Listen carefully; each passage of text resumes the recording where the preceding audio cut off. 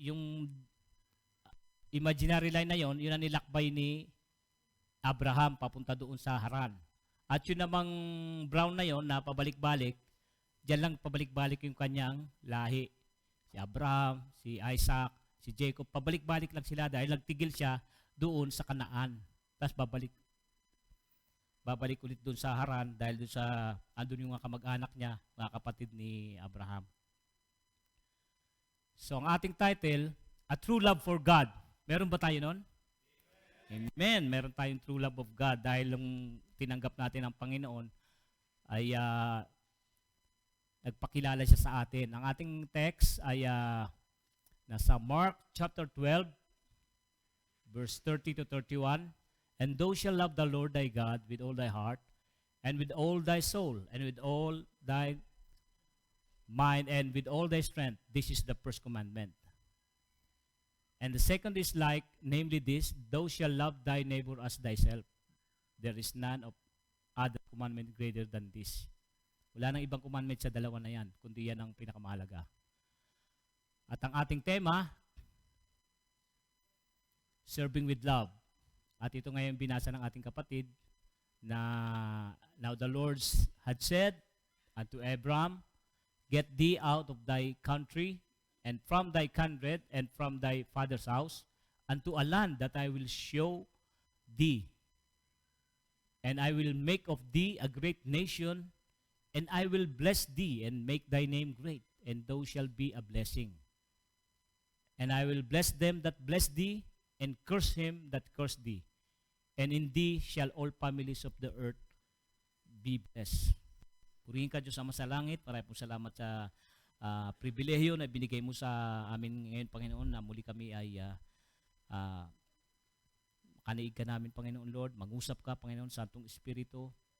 Ikaw ang magpaliwanag sa amin ng aming mga pag-aaralan. Gamitin mo ang bawat isa, Panginoon. Buksan mo ang aming spiritual heart, spiritual mind, Panginoon, spiritual eyes, Panginoon Lord, na makita namin ang hindi kayang makita, Panginoon Lord.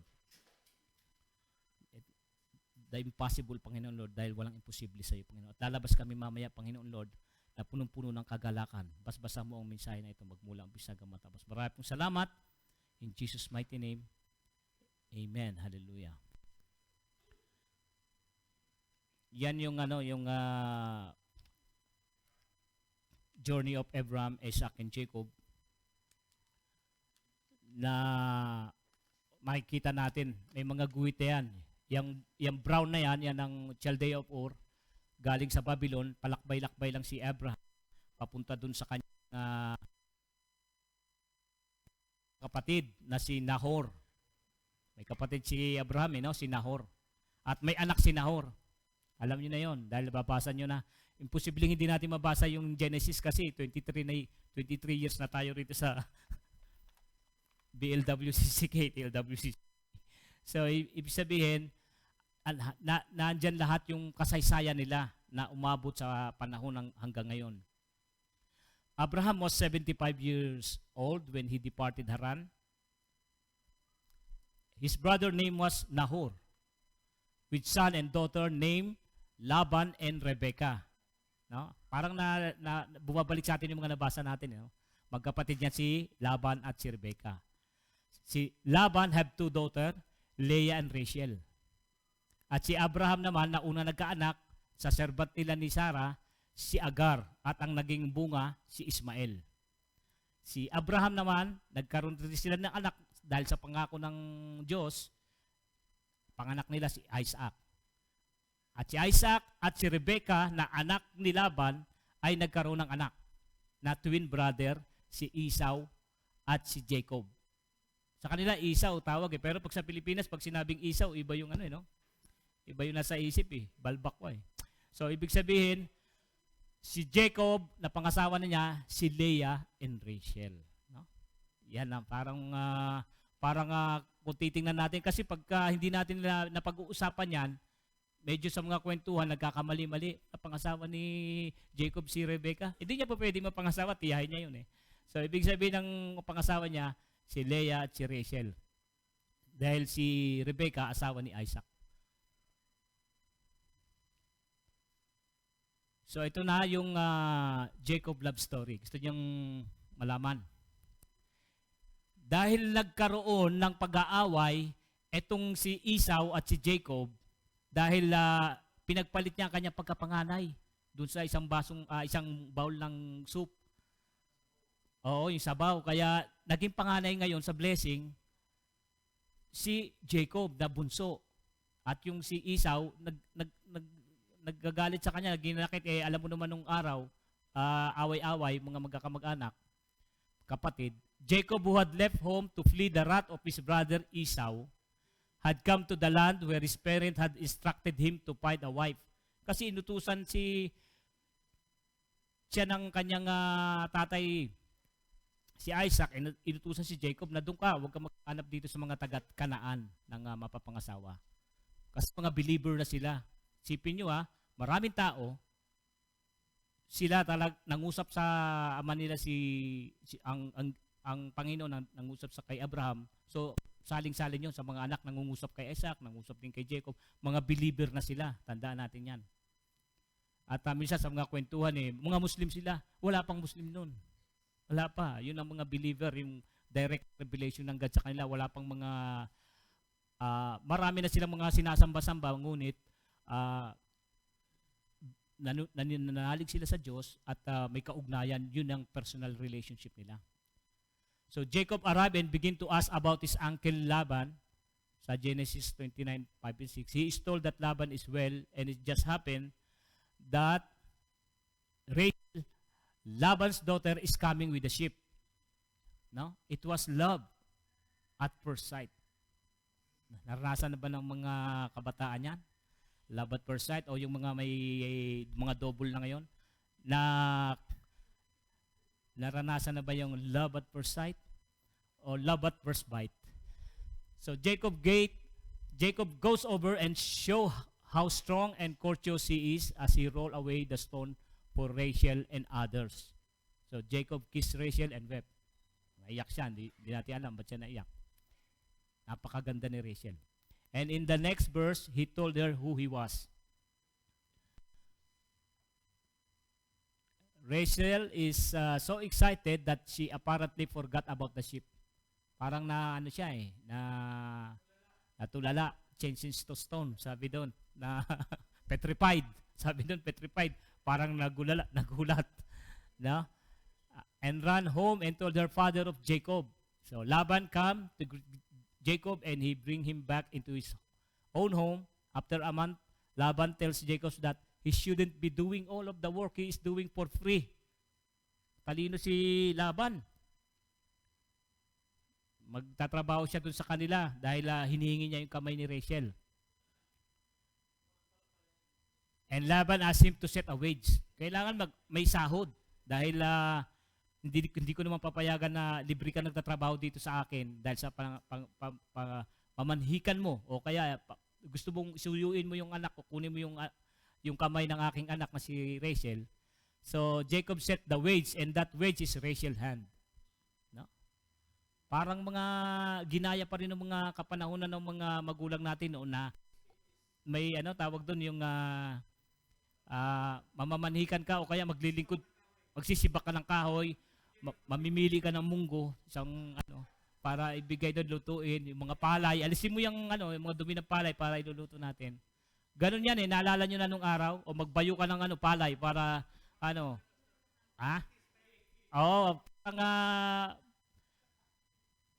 tingnan mo nga naman, the agreement Jacob will serve for 7 years.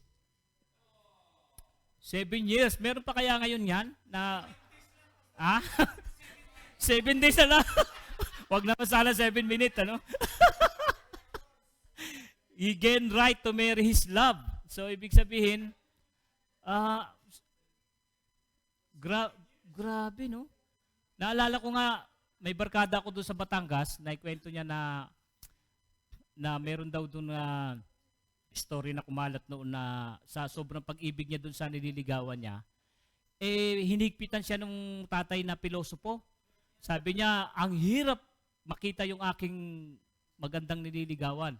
So ang ginawa niya, kawayan ng bahay, sumilip siya doon sa kawayan dahil nasa sala, sinilip niya. kasya-kasya lang ulo niya. Pagpasok niyang ganon, kumuha ng gulok ngayon yung tatay, tatakbo. Hinarang nung babae, sabi niya, itay, wag. Sabi niya, kilala ko yan.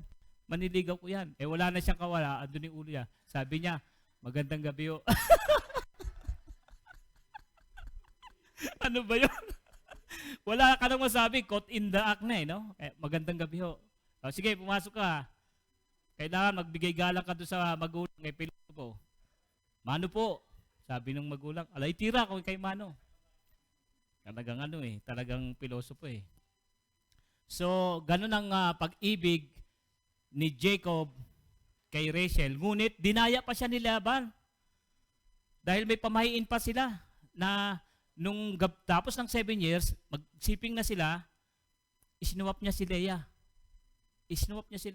Kaya ang napangasawa niya, si Leah, maglilingkod ulit siya ng 7 years para naman kay Rachel. So 14 years na. Isipin mo yun, ganun kadakila ang niya, pag-ibig niya. Naghintay siya ng matagal para lang makamit niya yung kamay. Tapos may 6 years pa, kaya 20 years May 6 years pa para sa mga pag-aalaga ng mga hayop, yung mga pagtulong-tulong niya ron. Talagang sitting pretty lang si Laban. Sabi niya, sige na, nabuhay na siya ron dahil pinagpapala lahat ng gawin ni Jacob. So, it is in this service that lies some principle that we too can apply to our life in order to have true love and be a better servant of the Lord Jesus Christ. Parang yung pagtsatsaga sa makamit mo yung pag-ibig, kailangan matyaga ka.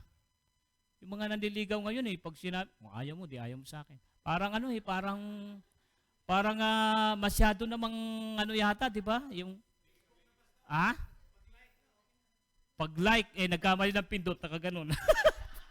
Ano ba to? Ayaw niya pala. Nagkamali ka pala. Paturo nga ako kay Brother Charles. Paano ba to pag nakaganon? Balikan mo lang raw ulit, tapos may tatayo mo yung ganon. Mga advice na yung mga tao ngayon Oo. So, bawat siya sa atin may mga love story. Kaya pagka love story ni Joel Torre, Kasparov, kay Shakespeare, Romeo and Juliet. Alam niyo yung kasaysayan niyan nung nag-aaral pa. Ang istorya kasi ni Romeo and Juliet nagpanggap siyang namatay. Kaso sa sobrang pagmamahal ng lalaki, uminom din siya ng lason. Kaya yung may antidote naman kay doon sa kay Juliet, yung sa kanya wala. So huli na, diretso na. Kasi gusto niya magsama sila hanggang habang buhay. May ganun till death do us part, di ba? Ngayon yata iba na Pag till death, una-una lang yan. So, ganun ang mga nangyayari ngayon, So, ito na yon na yung blue na yan, dyan pabalik-balik si Jacob, si Isaac, si Jacob, si Abraham, si Isaac, si Jacob, pabalik-balik dyan sila sa lugar ng, makikita natin, yung lugar na yon is Turkey. Kaya makikita rin natin na itong Damascus, Syria, so sakop na rin yan ng Turkey, border doon, tas border dito. Kaya yung panahon ngayon, kung naggigera sila, nagpapakita sila ng pukok, makikita natin sa YouTube. Yan kalapit lang, border to border. Nag-aaway sila sa ngayon, sa panahon ngayon nag-aaway yung nag-declare ng all-out war ang Turkey laban sa Syria. Kaya makikita natin na sa isip na natin, alam na natin kasi dito lang sa baba, yun ang Egypt. Andun yung Jerusalem, andun yung Mountain of Lebanon, Syria, dikit-dikit yan sila. Hanggang dun sa ating Arabia dito yung Iran andito banda. Kaya yung makikita naman natin, yung Iran, tsaka yung Iraq, di Iran siya. Ito naman yung Babylonian, away din sila doon, malapit lang, border to border. Yung na yan, yung yellow na yan yung Ur, yung pink na yun ang Haran, at yung brown, dun yung Damascus, magkakatabi sila, Bethlehem, Jerusalem. at yung Egypt doon sa kabila, baba doon ng katapos ng Mediterranean. Ito nang ano lang, nabago lang yung mga ngunit yun pa rin nilang lugar. So dito na tayo, true love for God, ready to serve. Kita natin, ano? And Mark 12:30, and thou shalt love the Lord thy God with all thy heart. Ganito ang ginawa ni Abraham eh. Nung nangusap sa kanya ang Panginoon, ang Diyos, hindi na siya nagdalawang isip, iwanan mo ang iyong sambahayan at dadaling kita doon sa lugar na pagdadalang ko sa iyo. Sa panahon ngayon kasi, meron tayong mga dalangin na kalooban mo ang masunod, Panginoon. Kaya pag nanalangin ka ng kalooban mo ang masunod, ano't anuman ang mangyari sa buhay mo, sunod yung panalangin mo. Kung ano man po ang kalooban mo, mangyayari ang mangunguna sa buhay mo. Dahil dinalangin mo yun. Pag nag-apply ka na at hindi tanggap, kalooban ng Panginoon yun. Dahil kalooban mo ang masunod eh. Yun ang itinuro na panalangin ng Panginoon eh.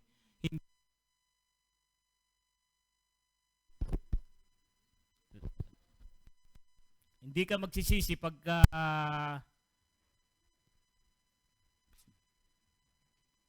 sa likod kasi. Hello. Meron na. Hello, mic test. Test, Hassan si Mike. Test, Hassan si Mike. Ayan. Puri ng Panginoon. So ito nga yung nangyari na sumunod si Abraham at pinagpala ang kanyang sambahayan. Maging si Isaac ay napalaki niya na may takot sa Diyos at hindi sila nakimingle doon sa Kanaan sa mga hindi believers. Mga believers talaga sila. Kaya nga kung lalawakan natin ang ating pangunawa sa pagbabasa ng Biblia, nung nanganak si Rebecca kay Esau at kay Jacob, maging nung pinanganak niya, bago niya ipanganak si Isaac, pinanganak niya si Ismael. Si Ismael tsaka si Isaac ay magkapatid sa ama. At si Ismael ay galing dyan ng Muhammadan sa kanyang lahi. Pero tayo dito Christianity, dito tayo kay Isaac. Kaya kung tutuusin, kung lalawakan lang natin ng magkakapatid eh. So dahil sa tagal ng panahon at hindi mga believer, sumuway sila sa Diyos. Kasi nagsaling-saling lahi ang mga hari. Sinabi doon sa Biblia na yung sinundan niya yung yapak ng kanyang ama. Meron naman na hindi sila sumunod sa yapak ng kanyang ama. So napalayo sila sa Diyos. Kaya ganun ang nangyari. So Abraham, love and obedience to God. Maging si David na nung pumili ang Panginoon at ginamit si Samuel, namuno si Saul at ang pumalit naman si David. So nandoon ang mga pag-ibig nila sa Diyos na ay pinakita dito. Maging si Moses, sabi nila life begins at 40. Ano kaya yung life begins at 40? Kasi 40, no? Nung 40 years old si Moses, ay nakilala niya na siya ay Hebreo. Pero laki siya sa Egypt na may nakaturuan ng Egypt na modern. Kaya magaling siya sa pakikipaglaban at pero yung puso niya Hebreo sa edad na 40 at nakapatay siya ng Egyptian at pagkatapos noon pumunta siya lumayo siya at yung kanyang kinakapatid na si Ramesses, dahil lumaki sila parehas. So pag may mga ganong story, hindi naman sila totally na magkaiba eh. Dalapitan niya si Ramesses dahil kinakapatid niya yun eh. Pero magkaiba na sila ng pananampalataya. So yun, gusto niya na pinakita sa kanya na naaapi ng masyado ang mga Israelite. At alam naman natin, ang pangalan ng Jacob, wala naman dating Israel eh. Ang Israel is Jacob. Kaya pag sinabi angka ni Jacob o angka ni Israel o tribes of Jacob, tribes of Israel, mga anak ni Jacob.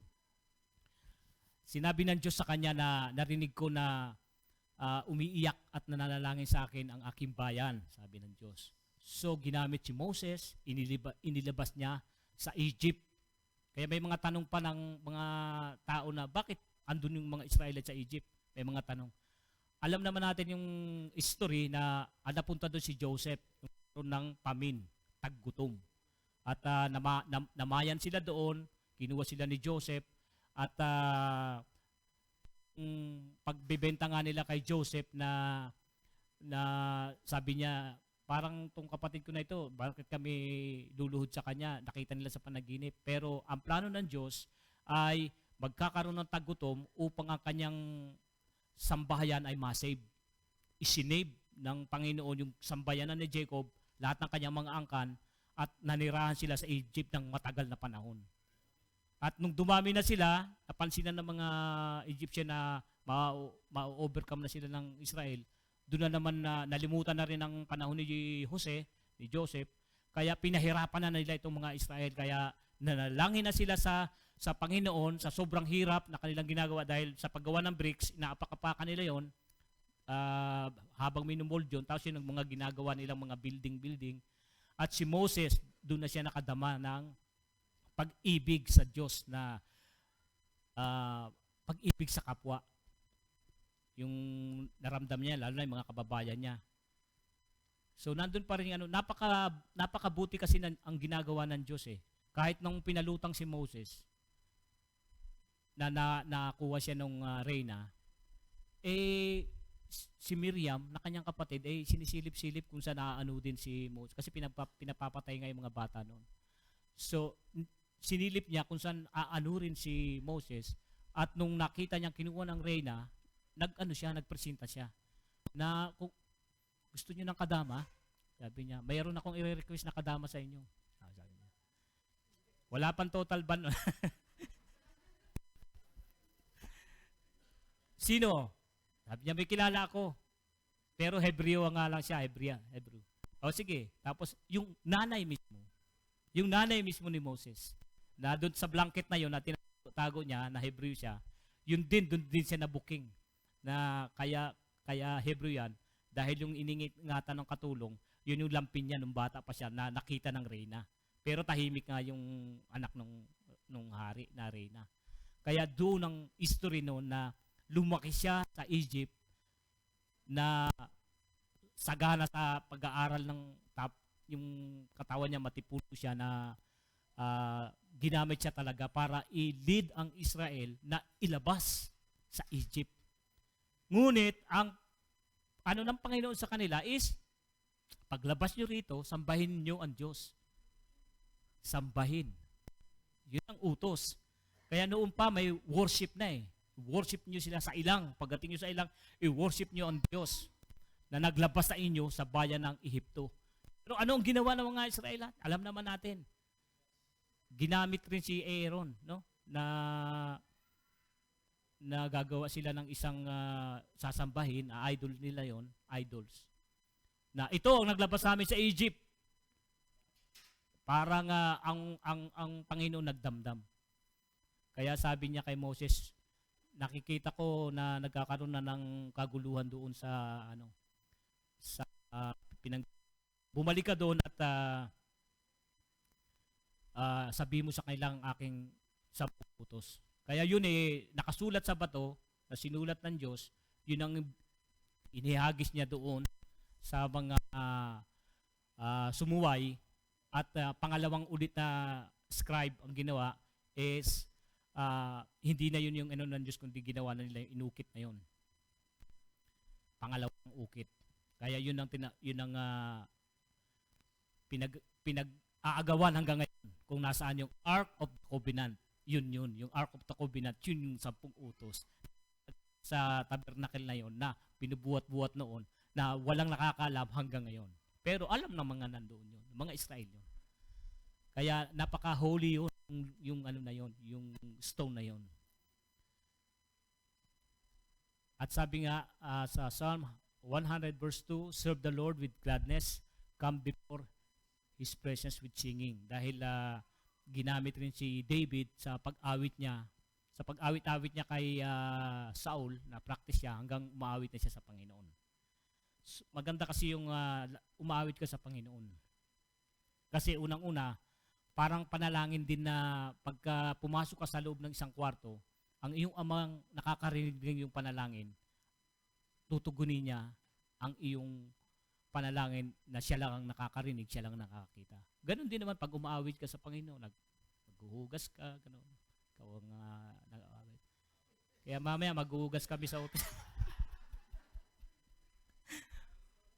Yung mga elders, nahabag na. Kaya yung nakikita namin ng mga nag-aasikaso dyan sa office, kami na palit.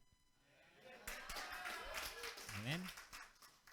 Magaling ang mga namumuno, no? Talagang kailangan hindi lang paahugasan nyo, pati yung mga pinagkainan. So, ganun na pagmamahalan, no? Alam ko, ganun din sa Pahili, nakita ko mga naghuhugas doon, ang mga pagkatapos ng pinagkainan.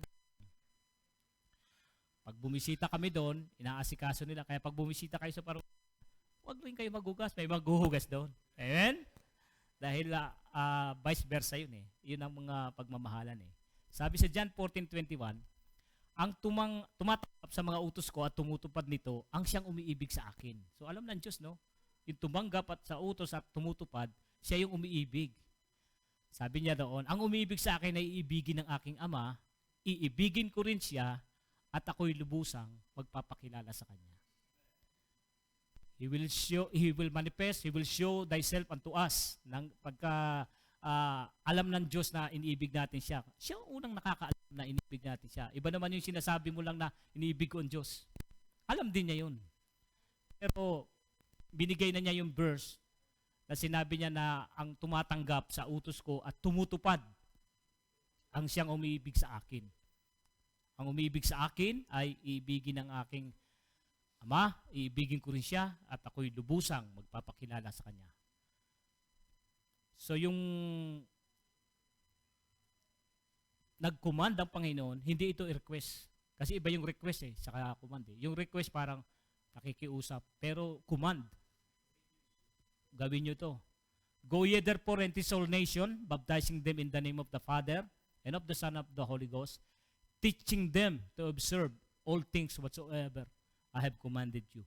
And lo, I am with you always, even unto the end of the world. Kaya may mga hinipo ng Panginoon na mag-mission, misyonero sila, pumupunta sila sa lugar na hindi naman maganda para sa kanila, pero yung puso nila, dahil misyonero sila, punta sila sa India, punta sila sa Ethiopia. Ikaw na malalaman mo yon, parang hindi na, sa iba na lang ako. Mga ganun, no? Pero may mga tao na ginamit sa mag-mission, pumunta doon. Pero pwede natin practicein yun. Kahit dito pa lang, atin ka nang gawain. Malapit lang yun, hindi yun malayo. Atin lang para nakukuha natin ang pagsunod at pag-aaral ng kanyang salita. True love for neighbor, ready to ministry or help. And the second is like, namely this, thou shalt love thy neighbor as thyself. There is none other commandment greater than this. Dito ginagawa natin yung helping hand. Alam na ba ng lahat yung helping hand? Siguro alam na lahat, ano? Yung pagka may mga kapatiran tayo na distress o next of kin, namatayan, inaabutan sila ng church. Maybe 60 KD, ganun. Pero, meron tayong binibigay na 1 KD each month, bawat isa, para doon para matulungan. Kaya hindi mo iisipin na hindi ka nakatulong. Kasi nagbigay ka ng IPAND Yan ang IPAND, yung helping hand. Hindi mo na iisipin na, hindi ako nakatulong sa kanya. Nakatulong ka kasi nagbigay ka nga Yun ang pinaka-helping hand. No? Eh, hindi naman natin iniisip na ang bawat isa papunta sa ganung kalagayan. Pero matagal na rin na ginawa ng church na ito na meron tayong IPAND para makasuporta tayo dun sa mga biglaang pangangailangan ng ating mga kapatid. Ayaw naman natin na Yung iba nga, hindi na kinukuha kasi kaya nila eh. Hindi, salamat na lang. Pero din naman na wala talaga siya na, na biglaan, antimano na balitaan niya ganun. At siyempre, alam naman ng church yun, alam ng leadership yun, kakausapin at binibigyan ng konting financial. Yun po yung helping hand ng BLWCCK. May lumapit na na iskriba, pariseo, paano ba para makamit ang eternal life? Sabi niya ganun. Ngayon, sabi niya, yung katulad ng scripture reading kanina, at yung text natin kanina na sinabi ng Panginoon sa kanya doon sa iskriba, "Thou shall love the Lord thy God with all thy heart, with all thy mind, and with all thy soul, with all thy strength." Parang hindi kontento yung iskriba. Bumalik ulit siya, tinanong niya ulit ang Panginoon. So ito na, nagbigay na siya ng parable. Ang parable na binigay ng Panginoon, yung Luke chapter 10, 25 to 37, na Good Samaritan. So hindi yun believer, it's a Samaritan na may na-aksidente na tao at lumapit yung iskriba. Yung iskriba, gumagawa sila ng mga kasulatan. Nilampasan lang niya yung tao na disgrasya. Sunod naman yung Levita. Nakita ng Levita. Tumawid siya sa kabilang daan. Kita niya nandoon. Hindi nila pa nakailaman. So wala silang pakailam sa ganung mga pangyayari. Pero nangyari na rin sa Pilipinas, nakita nila bumagsak, baka may corona, walang lumapit. Nangyari na rin, sa Pasay ba yun? May bumagsak, tinignan nila, tingnan mo yung mata. Uy, singkit. Huwag natin baka Chinese. Kaya yung mga Chinese kaya nagdadamdam, pati yung Taiwan. Pero, nung nalaman nila, lasing lang pala. Lasing, kaya siya bumagsak. Nung wala na yung hangover, sa takot pati yung gamit niya, nilubog sa lupa nung security. So, ganun ang nung nakita nila yung Samaritan, tinulungan, at pumunta dun sa panuluyan, nagbigay ng 2 dinar. Nakalagay doon sa Bible 2 dinar, 2 dinaryo. So yung value pala noon ng dinar, napakahalaga. Siguro pills lang, mga 50 KD na yun. Kasi 2 dinar binigay niya sabi niya, kung kulang pa, pagbalik ko, babayaran kita, alagaan mo lang yan. Siya ang mabuting Samaritano.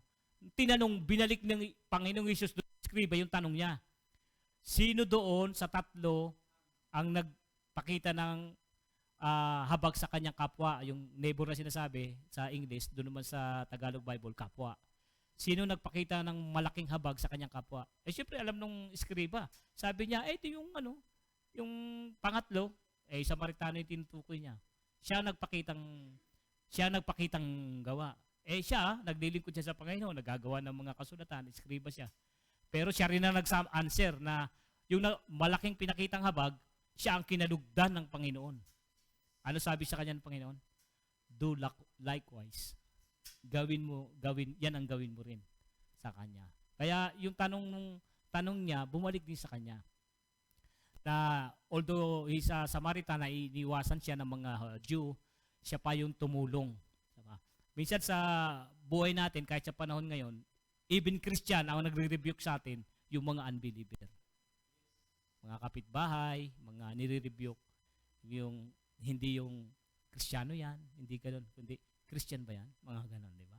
So, yun ang nagiging challenge sa buhay ng isang Kristiyano. Who is my neighbor? Kaya, habang pinag-aaral natin ng salita ng Diyos, dito pa lang, practicein na natin. Pagkasama mo sa bahay, magmahalan kayo. Huwag kayong magtatampuhan. Kwarto lang ang pagitan nyo. Paminsan-minsan, hatidan mo siya ng kape. Di ba? Sabi, hinatidan nakin ng kape.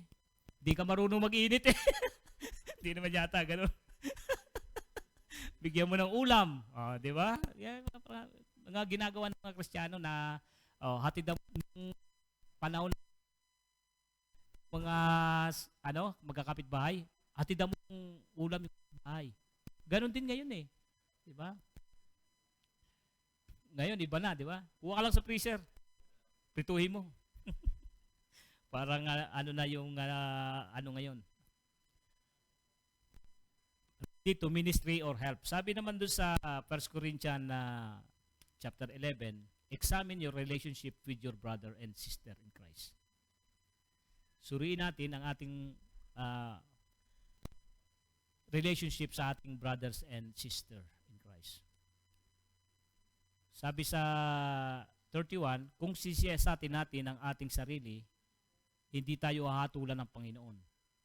Ngunit kung hinahatulan tayo ng Panginoon, dahil tinutuwid niya tayo upang hindi tayo maparusahan kasama ng sanlibutan. So may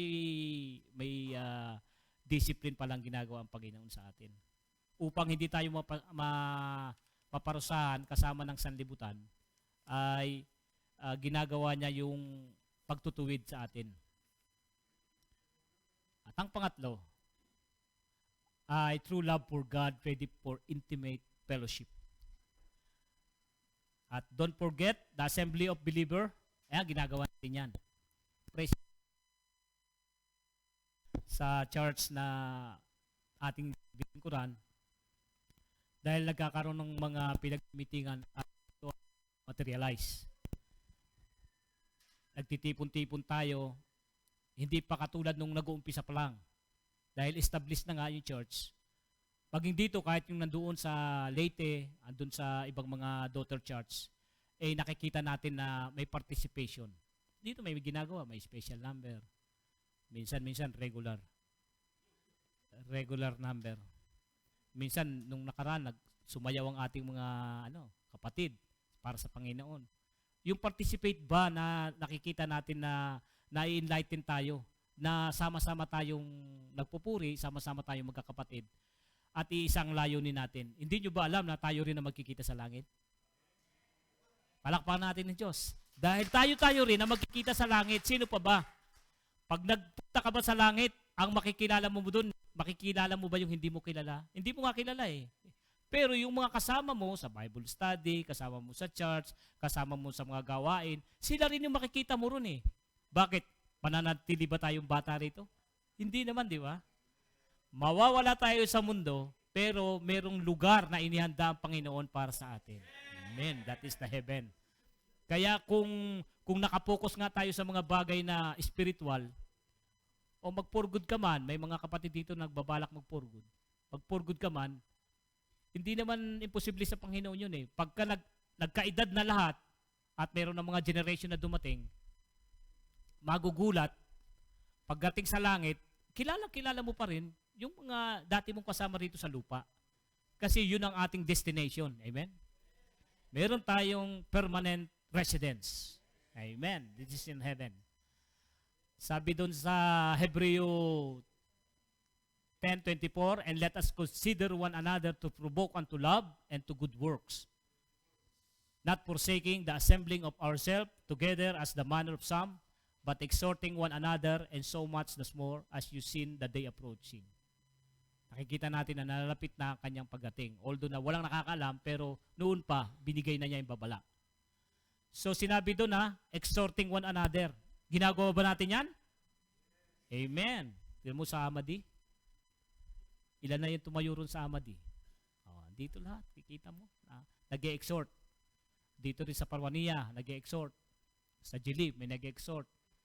At dito, may exhortation ginagawa din dito, preaching and exhortation. So, nagagawa natin yung na-enlighten tayo. Hindi tayo busy dun sa mga problema ng mundo na to. Wala ito. Pagka nagpe-fellowship tayo, tumitigil ang oras. Amen? Hindi natin alam na kung matagal ka na nagpupuri, pwedeng pahabain pa ng Panginoon yun, ngunit the same time pa rin yun. Pwedeng pahabain, pwede mong maramdaman na napakatagal na nating nakikinig, napakatagal na nating nagpupuri, pero ganun pa rin ang oras sa Panginoon yun.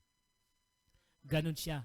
Parang mabagal ang takbo, pero na-feel mo yung praises ng Panginoon. Kasi minsan, katulad ng anniversary, nung YAM sa Pil, Yung mga tao mag-iisip na baka kapusin sa oras, baka ganito. Pero tamang-tama lang, sobra pa nga eh. No? Pagkatapos ng praise and worship, may mensahe, pagkatapos ng mensahe, mayroong fellowship, kumpleto. So, ang Panginoon ang nagkokontrol ng oras. Kaya hindi natin problema yung oras. Kung anong oras. Dahil ang Panginoon may sarili siyang oras na binigay, inihanda niya para sa kanyang mga anak. Minsan naisipin mo, orasan mo siya, bumabalik-balik pala yung ano, sira, kulang sa battery. Kaya minsan umahaba na pala. Conclusion na tayo at true love of God, ready to serve. True love for neighbor, ready to ministry or help. True love for God, ready for intimate fellowship. Is your heart right in service? If not, maybe you should go back to the example of Jacob and serve with love. So, ganun lang po. Purihin po, Panginoon. Salamat na marami. Diyos sa masalangit, kami po Lord, sa tanghaling ito na na-enlighten mo kami, Panginoon Lord, ng iyong truly na pag-ibig sa iyo, sa mga namumuno, Panginoon Lord. Patuloy na pangunahan mo ang bawat isa sa amin, Panginoon Lord, at palaguin mo kami para, Panginoon Lord, sa pagdating mo, Panginoon Lord, na wala nakakaalam na pagdating, ay ready po kaming lahat, Panginoon Lord. At sa ngayon, Panginoon Lord, ready to serve, Panginoon Lord, to love you, to love our neighbors, and to make intimate fellowship with one another and to you, Lord. Maraming po salamat in Jesus' mighty name. And